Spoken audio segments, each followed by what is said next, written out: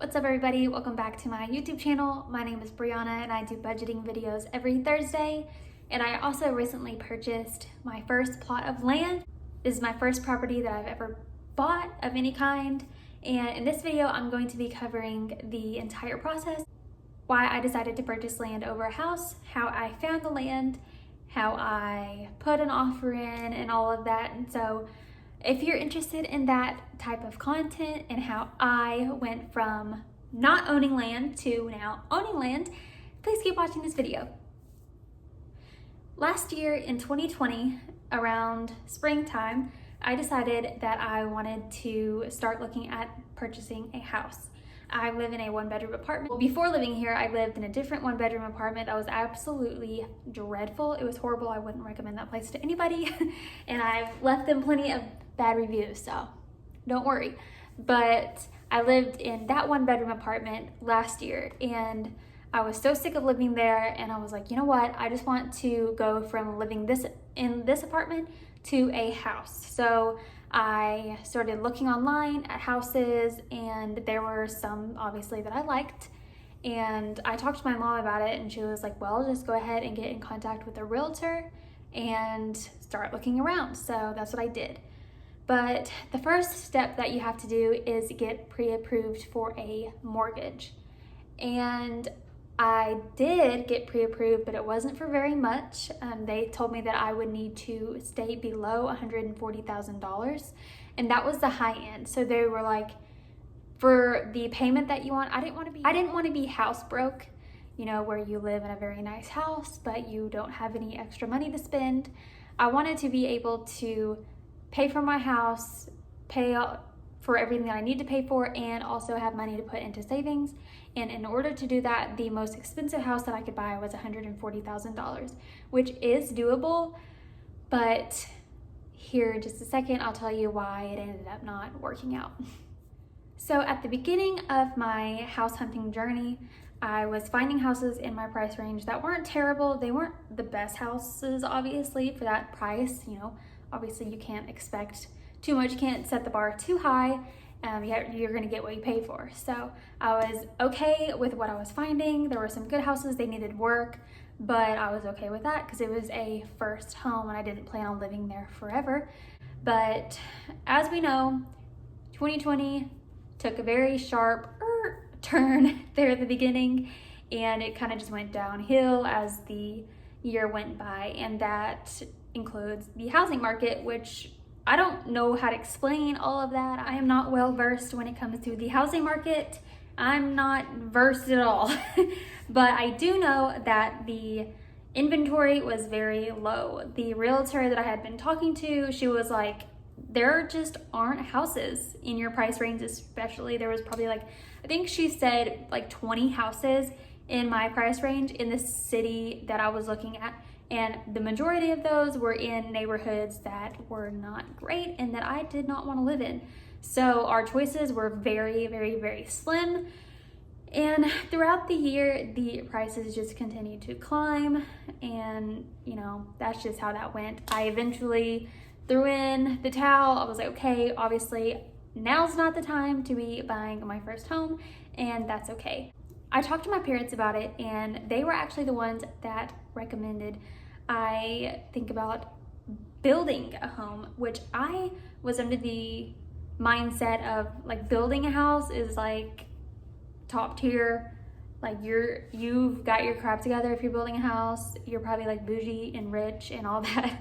And I still kind of feel that way, but they were like, obviously they're like, build your dream home, build a mansion, but build a house that you can live in comfortably, and that way you won't have to settle for a house that you don't really like, or settle for a house that's going to end up giving you a lot of trouble down the road. Fun fact, one of the houses that I had looked at was really cute. It was an older house, but they had remodeled it, and it was pretty cute, and I was perfectly happy with it. My dad actually took someone over to look at it and give their opinion on the foundation and all that kind of stuff, and they told him that the entire under the house was completely rotted out and you would have to redo all of it, and it was going to cost $30,000. So that was kind of how the house hunting was going. And that's why I was really afraid to buy an older house that looked cute on the outside, but I was worried about everything on the inside. Like all the important stuff is going to give me a lot of trouble down the road, and I just didn't want to have to deal with that at all because nobody would want to deal with that. So once my parents kind of put the idea in my head of building a house, I was really excited about that because I don't even want a big mansion or anything like that. I just want a regular house. And they told me that they think it's totally doable. So from there, I started looking at land. And that was in summer of last year. So, do you want to be in a video? Come on, give everybody a hello. Y'all, don't mind her. She's very fluffy right now. She needs a haircut, but we're not going to talk about that because I need to get my hair done too, which is why I'm wearing a hat, but we're going to ignore that. So in summer of last year, I started looking around at land. I was just going around by myself. I didn't want to deal with a realtor anymore because I knew they were just going to charge me a bunch of money anyway, which I was not looking forward to at all. So I just decided to do it on my own. So I started off by just driving around and looking at the areas of town that I would be able to see myself living in comfortably. So I didn't want to be in a neighborhood necessarily where it was like house all in a row. So I didn't want to buy like a quarter-acre lot for $50,000. I was just not about that life. Like I want to have room to grow, and I knew that. So I decided to stay out of the actual city that I live in now and look on the outskirts, which I feel like it would probably be more affordable there anyway, instead of living right in the middle of town. My boyfriend and I were looking online at land for sale on realtor.com. You can also use Zillow, but I've noticed that Zillow does not update. Like if someone buys the property or has put an offer in, it doesn't keep it updated. So I've noticed that like houses and things like that that were on there for sale, some of them had already been sold and had like been off the market, but Zillow showed that they were still for sale. So if you or someone you know is looking to purchase land or house or anything like that, I would use realtor.com because they keep their stuff more updated than Zillow does, but that's just my 2 cents. Anyway, my boyfriend and I were keeping an eye out online. He sent me a screenshot of a piece of land that was for sale on a road. It's so hard for me to not say the road name because I don't know, I just, usually you would, but in this case, I'm obviously not because I don't want everybody to know where I live or am going to live. But he sent me a listing online for a certain area that I was very interested in. It's about 20 minutes away from my work. It's 10 or 15 minutes outside of the town that I currently live in. So it's in the country, but it's not far away. Like it wouldn't take you 45 minutes to get to the grocery store or anything. And there's actually a grocery store in the town that is maybe 2 miles away from this lot. And I tried to call the number that was on the listing, but nobody was answering. So I was really discouraged about that. I was like, okay, well, obviously they're not interested in selling because the listing was super old. It was like 2 years old and the people weren't answering the number or anything. I was like, okay, maybe they changed their mind and they're not selling it anymore. So after that, I was really bummed out because that was the area that I would really love to live in, like that road specifically. But obviously that wasn't an option anymore. Then my dad told me about looking up on appraisal district websites. I think this is everywhere, I'm not sure, but I know where I live, you can go on the appraisal district and each plot of land is divided up in whatever shape it's in. And then it shows whether there's a house on it or not, and it shows the current owner and their address. And my dad told me that he has a lot of hunting land, and he told me that him and his brother found, I want to say it was 30 acres, that it wasn't for sale or anything, but it was in an area that they liked. And they just wrote a letter to the person that owned it, and she sold it to them for $1,000 an acre. which is like shocking. $1,000 an acre, that's crazy. But that's how they found it, is they just looked up who owned the land, wrote her a letter, and then she sold it to them. So there are people out there that, whether they just inherited the land or it's just land neighboring where they live, that they own the land and all of that, but they're not actually using it for anything. And some people, if it's inherited land, they'll live in like Washington and they own land in Texas, and it's just because their grandma put it in their will to for them to inherit it whenever they passed on. So they have this land, they're not using it, they don't want it, they don't care about it, they probably don't even think about it. So you can write them a letter or try to call them if you can find their number online, which you usually can, and ask them if they're interested in selling it. So long story short, I decided to try to do that on this certain road that I was interested in, because it's all like pasture and farm type land, other than obviously where people are living. So I decided to look up this area on the appraisal district website, and I noticed that a certain lady owned a lot of the land on that road. She owned many acres of this land. I'm sorry, my throat's getting dry. I never talked this much. Give me just a second. I had to get a drink. I'm so sorry. I'm not good at these talking videos. I've tried to film this video once before and I just rambled on for like 30 minutes about nothing that made sense.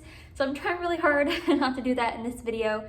So I hope the finished product comes out to be something that everybody can watch and understand and hopefully learn something from, or at least hear my experience. So back to what I was talking about. I found this lady online that owned hundreds of acres on this road, and I found her telephone number and I gave her a call. Yeah, she was not interested in selling any of her land, not even an acre. And I was like, you know what? Darn it. I was so frustrated. I was like, ma'am, you own hundreds of acres of land. You can't give me like 2 of them. You can't give me 1 of them. I'll buy it from you, please. But she wasn't having it. She wanted to keep all of her land, and that was that. So I kind of just gave up on that idea of that road that I'm talking about and just decided to just keep looking elsewhere. So that was in August of 2020, last year in August, about pretty much a year ago. So from August of last year to May of this year, I was just continuing to drive around, look at land online, and I was just trying to keep building up my savings account. So that's what I had been doing for this several months between August of last year and May of this year. And then I have notes in front of me in case you're wondering why I keep looking down. Circle around to May of this year. I hope you are following this because I know I'm a bad storyteller. But on May 12th, 2021, a plot of land came for sale on the road that I had really had my heart set on of finding land on. The same road that the lady that didn't want her to sell her land, a lot was for sale on that same road. And I was like, okay, this is insane. I have to jump on this immediately because things were just flying off the shelves. Like houses were going for sale like same day and being sold same day. So I had to jump on it. I got in my car on my lunch break that day and drove out there to look for it, but there was no for sale sign out yet. So I was like, well, I had no idea. This road is real long and I had no idea where the land was that was for sale. So I tried to go look at it that day, but I wasn't able to because there was no for sale sign up yet. Jump to the day after that, May 13th, 2021. I went out there again. I think I messaged the realtor or called him and asked him if there were going to be for sale signs up and if I could go look at the land. And he said, yes, there are for sale signs out now. Or he said something about they should be out by the time that you're off of work. So after work that day on May 13th, 2021, I drove out and looked at the lot. It was absolutely beautiful. I put pictures in. I'm sure you've all seen it by now. But if anyone new here is watching this video, this is what it looks like. And I immediately, I was like, I have to have this, I have to own this, I have to put my house here. It's beautiful, it's perfect, it's everything that I've ever wanted. And I immediately called my mom and I said, I found the land that I want. I have to have it. It's my piece of land. Like, I just knew right away. So the next day, I went ahead and put an offer in. So the land went for sale on May 12th, 2021, and I put an offer in on May 14th, 2021, which is a Friday. I put an offer in on the Friday. I just offered the price that they were selling it for, which was $34,900 for 1.026 acres. It's not a wonderful price, but it's also not near as expensive as the land that is in the town that I currently live. So I was totally happy with the price. It was completely doable. It was actually perfectly in my price range. And I was like, this is just meant to be, like, this is it. I'm getting this land. This acre of land is actually going to be a part of a subdivision that is going in. They're at least an acre. So mine and a few other people's are going to be an acre. And then there are some other ones that are an acre and a half. So it's not going to be a situation where all the houses are right on top of each other. They are going to be nice and spread out, which is going to be nice. And we're all going to have nice big yards. So we're not going to feel all crammed in there, which I'm really excited about. I think there's 13 houses that will be going in. So what's even more awesome about that is that means that the land that I have is already going to be having water and electricity available, which is really, really, really important if you're going to be buying land, to think about that, because there was another lot that I was looking at last year that was also an acre in size. It was beautiful. It had trees all over it and all of that, but there was no water available and it was way out in the country, and they were going to have to drill a well, which from what I read online was going to be between $8,000 and $10,000 to get water on that property.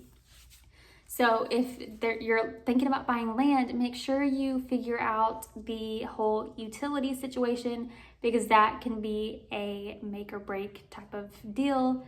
And I was very happy to know that electricity and water is already going to be on the land. So that's not going to be an extra